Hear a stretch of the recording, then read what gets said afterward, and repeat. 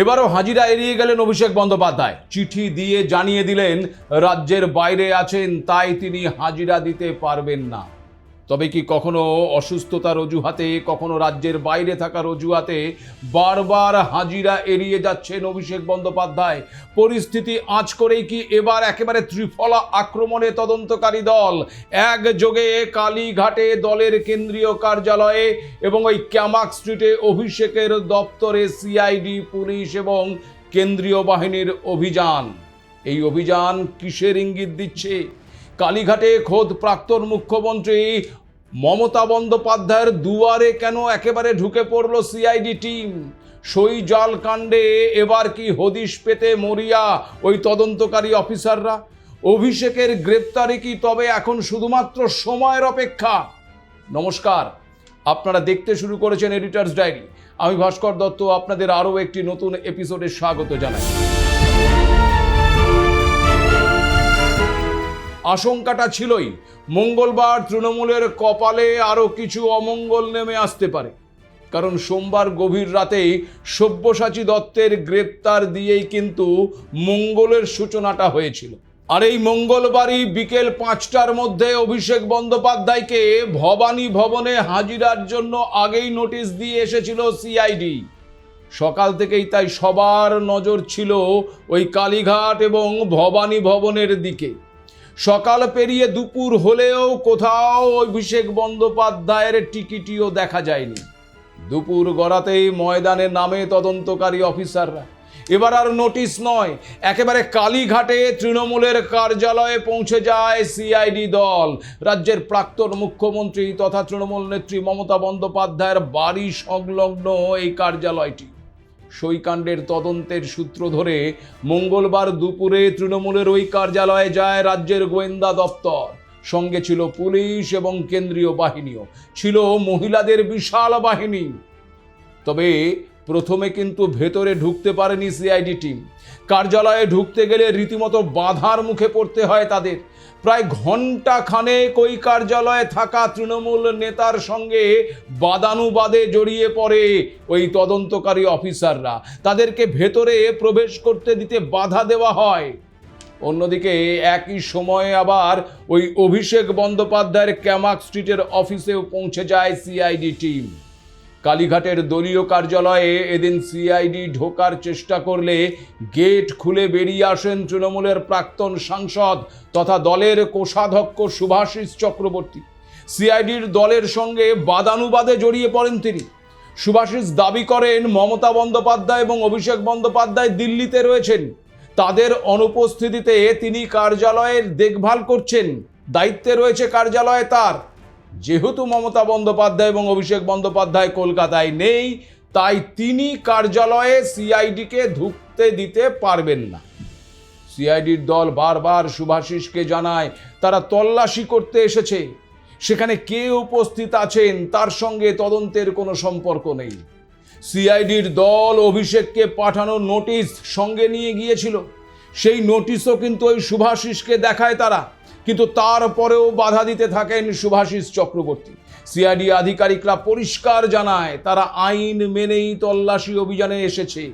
এই নিয়ে তৃণমূল নেতাদের সঙ্গে বাঘ যুদ্ধে জড়িয়ে পড়ে সিআইডির অফিসাররা। অনেক টালবাহানার পর বিকেল 4টের কিছু পরে তৃণমূলের কার্যালয়ে প্রবেশ করে সিআইডি টিম। প্রশ্ন হচ্ছে, কেন সইজাল কাণ্ডে একেবারে তদন্তে ওই কালীঘাটে তৃণমূলের কার্যালয়ে মানে মমতা বন্দ্যোপাধ্যায়ের দুয়ারে পৌঁছে গেল সিআইডি? দেখুন, যে বৈঠক থেকে এই সইজাল কাণ্ডের বিতর্কের সূত্রপাত, সেই বৈঠকটাই তো হয়েছিল ওই কালীঘাটের কার্যালয়ে। আসলে সেদিনের বৈঠকে ঠিক কী ঘটেছিল, কারা সেই বৈঠকে উপস্থিত ছিলেন, কারা সেই বৈঠকে উপস্থিত থেকে ওই চিঠিতে সই করেছিলেন, এই সমস্ত প্রশ্নের উত্তর খুঁজতেই ওই তদন্তকারীরা মমতা বন্দ্যোপাধ্যায়ের বাড়ি লাগোয়া কার্যালয়ে যান বলেই জানা যাচ্ছে। সিআইডি সেখানকার সিসিটিভি ফুটেজও সংগ্রহ করতে চায় বলেই সূত্র মারফত জানা যাচ্ছে। 30B হরিশ চ্যাটার্জি স্ট্রিট, এই ঠিকানাটি যেমন ওই তৃণমূল কার্যালয়ের ঠিকানা, তেমনি আবার এই একই ঠিকানায় থাকেন মমতা বন্দ্যোপাধ্যায়। সেই অর্থে বলাই যায় যে মমতার দুয়ারে পৌঁছে গেল সিআইডি টিম। এই ঘটনা আর কিছু পরেই কিন্তু সেখানে আবার পৌঁছে যান বেলেঘাটার সাংসদ কুণাল ঘোষ, কামারহাটির বিধায়ক মদন মিত্র। যদিও কুণাল জানিয়েছেন তিনি দলীয় কার্যালয়ে এসেছিলেন এবং এসেই শুনেছেন তদন্তের স্বার্থে সিআইডি দল নাকি সেখানে এসেছে। আমি শুনলাম আস্তে আস্তে, কিন্তু আমার যেহেতু আসারই ছিল বলে আমি এসছি। এখন সিআইডি আছেন বলে আমি আসবো না তা তো নয়, বাকিটা ওনাদের বিষয়। যেমন ভেতর থেকে ডেকে পাঠাচ্ছে, এখন সিআইডি বলছেন একটু অপেক্ষা করতে বা ওনাদের অনুমতির আপত্তি বা বিলম্বের কারণ আছে। কুণাল ঘোষ, মদন মিত্রের পর সেখানে পৌঁছন তৃণমূল সাংসদ তথা আইনজীবী কল্যাণ বন্দ্যোপাধ্যায়। মিডিয়ার মুখোমুখি হয়ে ওই সই জাল নিয়ে কোনো মন্তব্য তাকে করতে দেখা যায়নি, তবে হাত পা ছুড়ে বেশ কিছু আস্ফালন করেন তিনি। যদিও তাতে সিআইডির তদন্তে কোনো প্রভাব পড়েনি। তারা তাদের কাজ করে সন্ধে 6টার পর ওই কালীঘাট থেকে বেরিয়ে যায়। খুব স্বাভাবিকভাবেই এই অভিযান কিন্তু বেশ কিছু প্রশ্ন তুলে দিয়েছে। দেখুন, এই সই জালকে কেন্দ্র করে ইতিমধ্যেই তৃণমূল কংগ্রেসের বিধায়ক দলের মধ্যে ভাঙন পরিলক্ষিত হয়েছে। গোটা দলটাই কিন্তু ভেঙে টুকরো টুকরো হয়ে যাবার অবস্থায় তৈরি হয়েছে। আর এই সই জালের মূল অভিযোগটাই এসেছিল কিন্তু ওই তৃণমূলের বিধায়কের একটা অংশ থেকেই। স্বাভাবিকভাবেই এই সই জাল কাণ্ড যে তৃণমূলের একেবারে কফিনের শেষ পেরেকটি পুঁতে দিতে চলেছে তা কিন্তু মনে করা যাচ্ছে। আর এই সই জালকে কেন্দ্র করে যেখানে কখনো এই পুলিশ নিরাপত্তার দায়িত্বে থাকতো, সেখানে পুলিশ এবার পৌঁছে যাচ্ছে তদন্তের স্বার্থে একেবারে প্রাক্তন মুখ্যমন্ত্রী মমতা বন্দ্যোপাধ্যায়ের দুয়ারে। তার কারণ একটু আগেই আমি আপনাদেরকে বলেছি যে ওই কার্যালয়তেই কিন্তু বৈঠকটা সংগঠিত হয়েছিল এবং সেখানেই সই সংগ্রহ হয়েছিল বলেই জানা যায়। আর তারই তদন্ত করতেই আজকে সিআইডি টিম সেখানে পৌঁছয়। সিআইডি কি নথিপত্র উদ্ধার করে নিয়ে গেছে তা হয়তো পরবর্তীতে জানা যাবে, কিন্তু প্রশ্ন হচ্ছে যখন সিআইডি টিম একেবারে মমতা বন্দ্যোপাধ্যায়ের দুয়ারে পৌঁছে গেছে, তৃণমূলের একেবারে কার্যালয়ে পৌঁছে যাচ্ছে, তখন এটা কিন্তু পরিষ্কার যে গোটা ঘটনাটিকে কিন্তু রাজ্য প্রশাসন যথেষ্টই গুরুত্ব দিয়ে দেখছে এবং এর শেষ পর্যন্ত গিয়ে যে তারা থামবে তা কিন্তু বলাই যায়। আর যত এই গতি বাড়বে ততই যে ওই অভিষেক বন্দ্যোপাধ্যায়ের ওপর চাপ বাড়বে, সে বিষয়ে কোনো সন্দেহ নেই। অন্যদিকে অভিষেক বন্দ্যোপাধ্যায় যাকে কেন্দ্র করে এত কিছু, তিনি কোথায়? এই মঙ্গলবার বিকেল 5টার আগেই তাকে ভবানী ভবনে হাজিরা দেওয়ার কথা ছিল, কিন্তু তা তো তিনি দেননি। চিঠি দিয়ে তিনি যা জানিয়েছেন তাতে কি আদৌ পার পেয়ে যাবেন তিনি? আর এই বারবার নোটিশ সত্ত্বেও হাজিরা এড়িয়ে কি এবার নিজের বিপদ নিজেই ডেকে আনছেন ওই ডায়মন্ড হারবারের সাংসদ? দিল্লিতে থাকাকালীনই কি তবে এবার গ্রেপ্তার হতে পারেন অভিষেক বন্দ্যোপাধ্যায়? আইন কি বলছে? সইকাণ্ডে সিআইডির একেবারে আতশ কাচের নিচে রয়েছেন অভিষেক বন্দ্যোপাধ্যায়। অভিযোগ ওঠে অভিষেক বিধানসভার স্পিকার রথীন্দ্র বসুর কাছে তৃণমূল বিধায়কদের সই করা প্রস্তাবিত চিঠি পাঠান, আর তাতে কয়েকজন বিধায়কের সই জাল করা হয়েছে। এখানটায় একটা বিষয় বলা যায় যে বৈঠকে বিধায়কদের সই সংগ্রহ করা হয়েছিল সেই বৈঠকটাই হয়েছিল কালীঘাটের এই কার্যালয়ে। এই ঘটনায় প্রথম গত 1 জুন অভিষেক বন্দ্যোপাধ্যায়কে কিন্তু তলব করেছিল সিআইডি, কিন্তু ওই দিন সিআইডির তলবে ভবানী ভবনে যাননি তৃণমূলের এই সেকেন্ড ইন কমান্ড। চিঠি দিয়ে জানান তিনি অসুস্থ, তাই তিনি হাজিরা দিতে পারছেন না। কারণটা আপনাদের সবার জানা। তার কারণ যেদিন এই নোটিশটা দিতে সিআইডি গিয়েছিল, প্রথমে এই নোটিশ দিতে তারা শান্তিনিকেতনে যান। সেখানে দীর্ঘক্ষণ বাদানুবাদ চলে, নোটিশ সেখানে দিতে পারেন না কারণ অভিষেক বন্দ্যোপাধ্যায় ছিলেন না। তারপরে তাকে দেখা যায় কালীঘাটের বাড়িতে, সিআইডি টিম সেখানে গিয়ে তার হাতে নোটিশ ধরায়। আর এই ঘটনার কিছু পরেই ওই 30শে মে সোনারপুরে গিয়ে আক্রান্ত হয়েছিলেন অভিষেক বন্দ্যোপাধ্যায়। রীতিমতো অসুস্থ বোধ করে তিনি কলকাতার এক হাসপাতাল থেকে আরেক হাসপাতাল, আরেক হাসপাতাল থেকে আরেক হাসপাতাল ছুটে বেড়ান, কিন্তু কোনো হাসপাতালই যখন তাকে ভর্তি নেয়নি তখন তিনি শেষমেশ রাত্রিবেলায় বাড়ি ফিরে যান। বাড়িতেই তার চিকিৎসা চলছিল বলে সেবার নিজেকে অসুস্থ বলে উল্লেখ করেছেন। আর এই অসুস্থতার নিরিখে বা অজুহাতে তিনি প্রথম হাজিরাটা এড়িয়েছেন। কিন্তু 1 জুন বিকেলেই ফের একবার ওই অভিষেকের কালীঘাটের বাড়িতে যায় সিআইডি আধিকারিকরা। বাড়ির বাইরে সেবারও আধ ঘন্টার বেশি অপেক্ষা করে তারা। অভিষেকের বাড়ির ভেতরে ঢুকতে পারেননি, কিন্তু শেষে অভিষেকের বাড়ির ভেতর থেকে একজন বেরিয়ে এসে ওই সিআইডির হাত থেকে নোটিশটা নেন এবং নোটিশ নিয়ে ভেতরে চলে যান। পরে আবার বেরিয়ে এসে তিনি জানান যে অভিষেক নোটিশ গ্রহণ করেছেন। ওই নোটিশে সিআইডি 8ই জুন মানে পরের সোমবার অভিষেককে ফের একবার ভবানী ভবনে হাজির হতে বলে। কিন্তু ওই নোটিশ পাওয়ার পরেও 6ই জুন দিল্লি চলে যান অভিষেক বন্দ্যোপাধ্যায়। ফলে 8ই জুনও ভবানী ভবনে হাজিরা দেননি তিনি।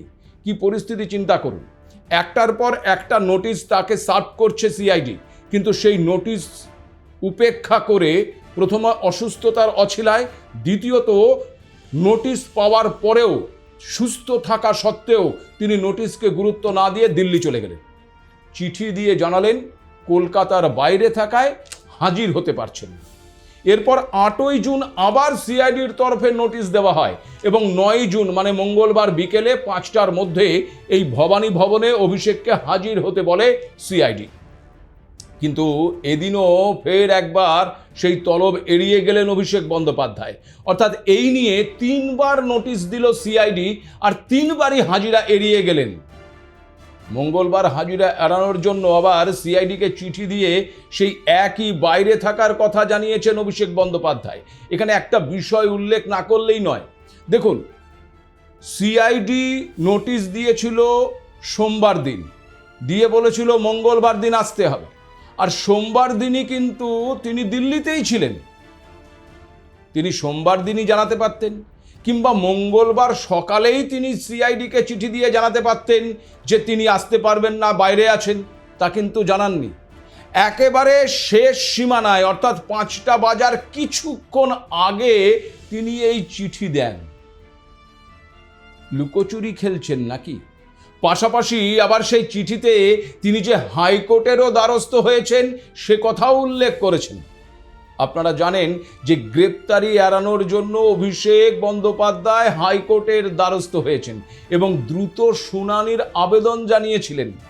কিন্তু সেই আবেদন গ্রহণ করলেও দ্রুত শুনানির আর্জি কিন্তু খারিজ করে দিয়েছে হাইকোর্ট।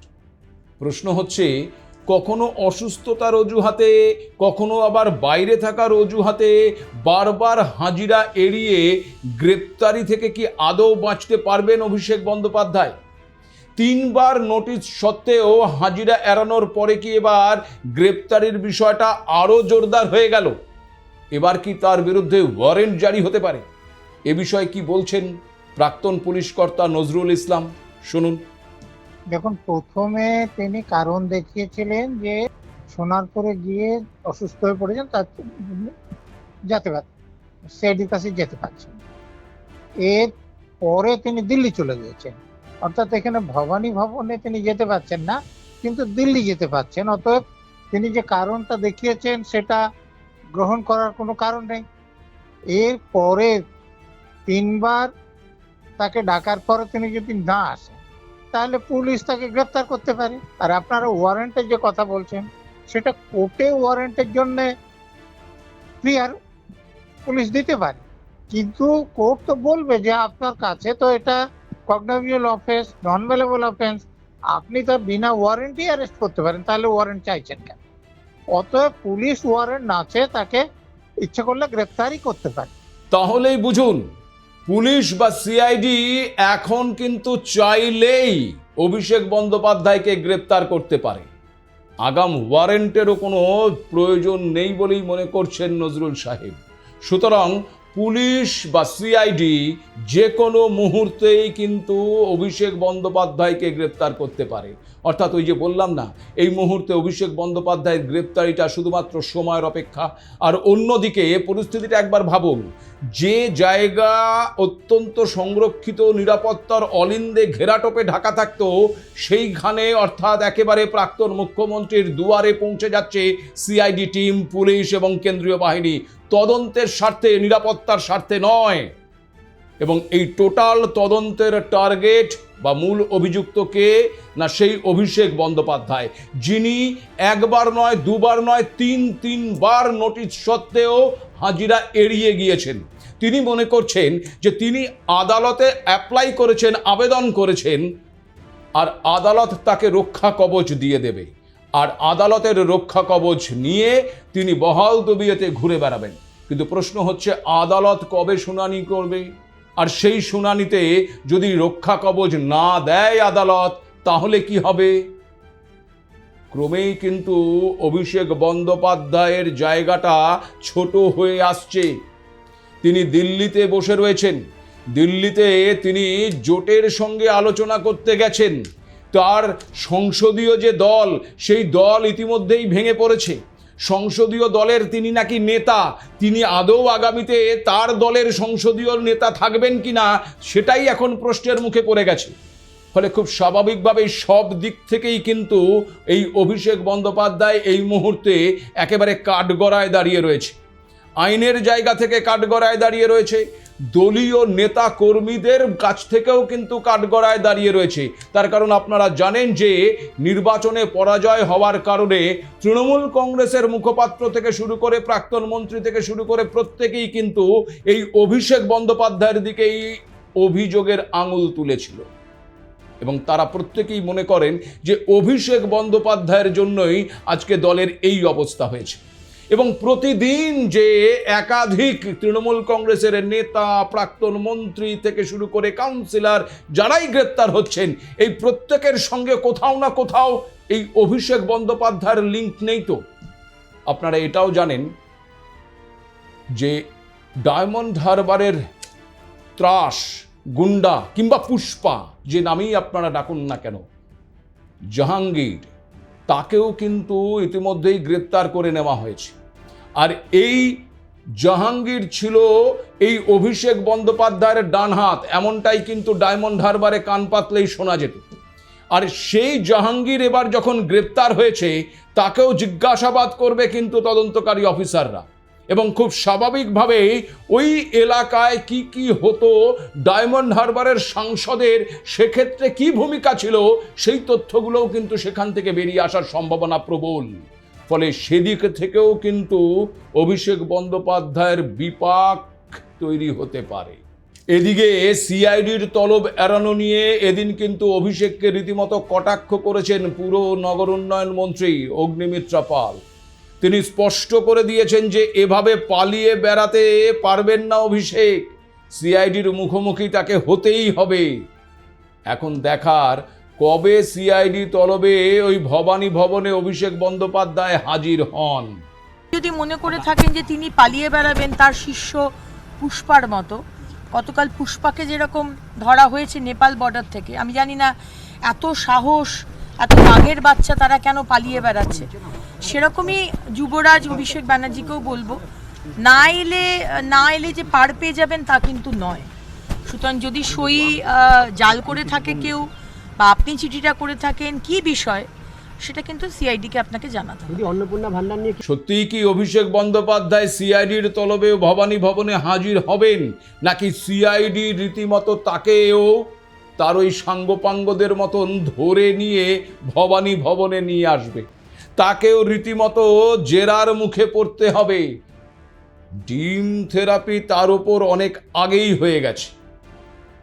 এবার গোটা রাজ্যের মানুষ সেই দিকটাতেই তাকিয়ে রয়েছে যে কবে এই প্রধান বা মূল অভিযুক্ত, যাকে এক নয় একাধিক অভিযোগে অভিযুক্ত করা হয়েছে।